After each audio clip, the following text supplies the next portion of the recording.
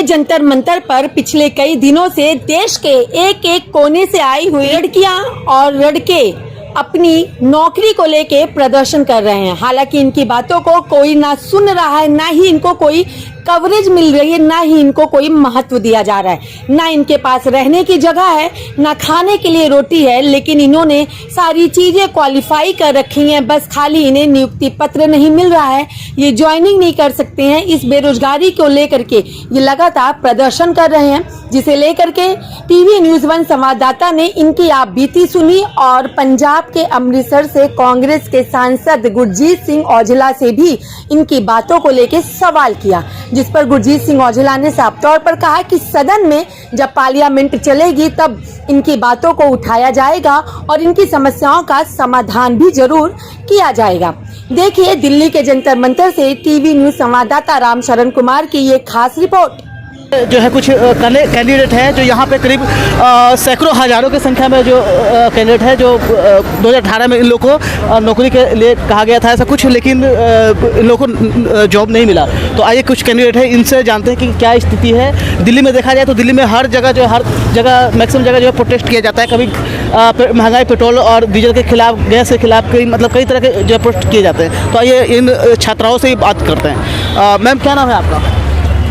Sir मैं प्रीति Gupta UP से आई हूँ, बलिया मेरा डिस्ट्रिक्ट है।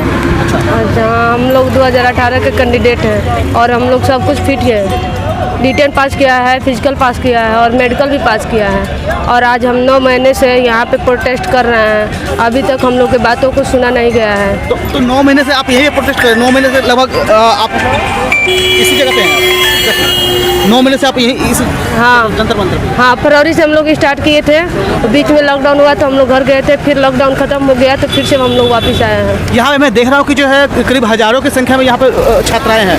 तो अभी हजारों की संख्या में है, कुछ बच्चे आ भी रहे हैं। धीरे धीरे ज़्यादा बच्चे हो जाएंगे, 1000 के 2000 3000 तक बच्चे आ जाएंगे यहाँ। हाँ, और हमारी मांगों को पूरी करनी होगी सरकार को। क्या मांग क्या कर रहे हैं कि जो है मतलब हम कुछ नहीं मांग कर रहे हैं। हम ऑलरेडी मेडिकल फिट है, तीनों चारों चरण पास किए, तब भी हमको यानी कि ज्वाइनिंग नहीं दे रही सरकार। तो हमारी यही मांग है कि सब मेडिकल फिट कैंडिडेट को ज्वाइनिंग दे दी सरकार। यही मांग कर रही है, क्योंकि जो चरण रहते हैं वो पूरे हमने पूरा कर चुके हैं, सब पूरा कर चुके हैं। नाम बता दीजिए। और मेरा नाम सरिता है, मैं महाराष्ट्र से आई हूँ। तो आप देख सकते हैं कि यहाँ पे जो है देश के अलग अलग राज्यों से लोग आए हुए हैं, अलग अलग जिला से आए हुए हैं और सबके जो है मांग है कि जो है इनको जो जॉब है, नौकरी है वो इनको दिया जाए। फिटनेस को लेकर के जो है दे चुके हैं। आइए और भी है, इनसे भी जानते हैं। मैम सबसे पहले अपना नाम बताइए। कृष्णा। जो है कि मैं पीछे देख रहा हूँ कि हजारों की संख्या में छात्राएँ हैं, ये अलग अलग राज्य से आई हैं। तो क्या मांग है इन लोग? जी, यहाँ पे ऑल ओवर इंडिया से स्टूडेंट बैठे हैं। मांगे ये है हमारी कि इतना लंबा प्रोसेस जो SSC GD का टाइम लगा है, क्योंकि अभी तक क्या होता है, एक तो ये सबसे मेन कि मेरिट जो भी है, कोई भी वैकेंसी निकलती है IPS एक छोटे पद से लेकर बड़े पद तक कभी भी 2 मेरिट से ज़्यादा नहीं लगती। यहाँ पे पहली बार ऐसा हुआ कि हमारी 4 मेरिटें बनाई गई। नॉर्मलाइजेशन हमेशा एक बार होता है, यहाँ 2 बार नॉर्मलाइजेशन किया गया। उसका जवाब कौन देगा हमें? इतना लंबा प्रोसेस हुआ, हम ओवरेज हो चुके हैं, हमें जॉब कौन देगा? हम कोई फॉर्म अप्लाई नहीं कर सकते। तो जो वैकेंसियाँ बचा रखी है ना इन्होंने, हम केवल उनकी मांग कर रहे हैं कि हमारी वैकेंसी हमें दे दो। जैसा कि दिल्ली के जंतर मंतर पे आप देख सकते हैं कि देश की बेटी जो है हजारों की संख्या में सड़कों पे है। तो इनका जो है आपने सारी बातें भी सुना कि क्या है। आइए जानते हैं, सांसद भी है जो अमृतसर से है। आइए इनसे जानते हैं कि सर क्या ये बातें सांसद में रखी जाएगी? सर सबसे पहले जो है टीवी न्यूज़ में स्वागत किया है। और क्या इन बेटियों को जो हजारों की संख्या में जंतर मंतर पे जो है धरना प्रदर्शन कर रहे हैं, इनकी अब तक कोई नहीं सुना? 2018 से ये लोग प्रदर्शन कर रहे हैं लेकिन आज तक नहीं सुनवाई। क्या आप इस सवाल को लेकर के क्या कहेंगे और क्या इस सवाल? ये SSC का जो बच्चों ने इम्तिहान दिया है 2017 से जी, और उसका रिजल्ट आया 2021 में जी। और जो मेरिट में आए 65,000 सीट के लिए इन्होंने पोस्टें निकाली थी जी। और जो मेरिट बनी जो 65,000 की, उनमें से 30,000 इन्होंने रख लिए, बाकी को इन्होंने बाहर निकाल दिया जी।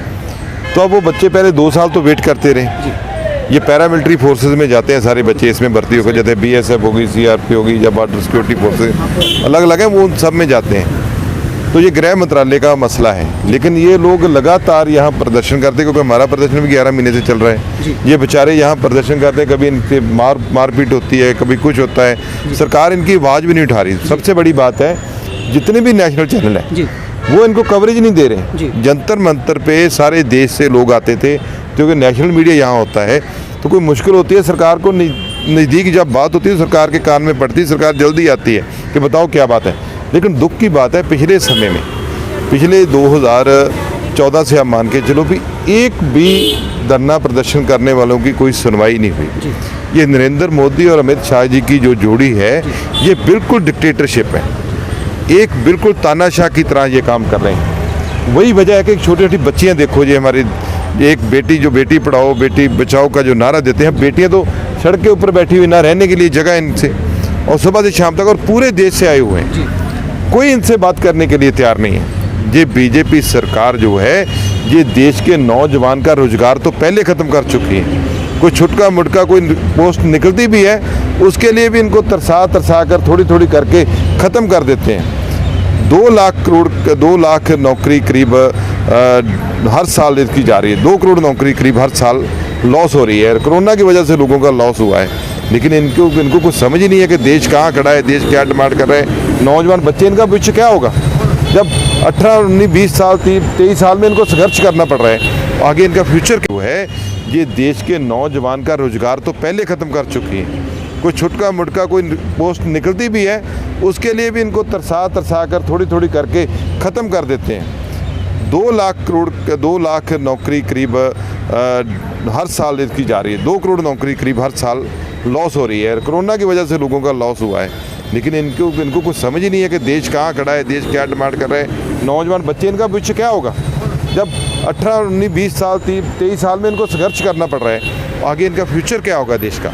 सर, हज़ारों की संख्या में बेटियाँ यहाँ जो है सड़कों पे है, क्या ये सवाल जो है आप सांसद में उठाएंगे? बिल्कुल, सांसद में तो इनको उठाएंगे, लेकिन उससे पहले इनको मिलना चाहिए। सांसद जब पार्लियामेंट शुरू का तब उठाया जाएगा, लेकिन उससे पहले ये इनका क्या दोष है कि ये सड़कों के ऊपर बैठे धरने प्रदर्शन कर रहे हैं। जब इनका रिजल्ट बनता है, इनकी जॉब बनती है, मेडिकल हो चुका है, मेरिट बन चुकी है, तो जितनी पोस्ट के लिए आपने एडवर्टाइज किया था वो भरते क्यों नहीं हो, वो क्यों नहीं भरते आप?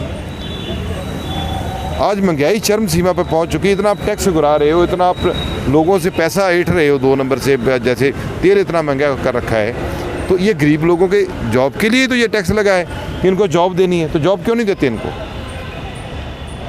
तो ये सरकार पूरी तरह फेल सरकार है। नौजवान आज गली गली में और सड़कों के ऊपर अपनी ज़िंदगी का रास्ता ढूंढने की कोशिश कर रहे हैं, धरने प्रदर्शन कर रहे हैं। पता नहीं कब तक ये बेचारे कैसे घरों से आते हैं, कैसे इनके माँ बाप इनको पैसे देते हैं और कहाँ ये रात रहेंगे, इसका भी सरकार ने कोई प्रबंध नहीं कर रखा।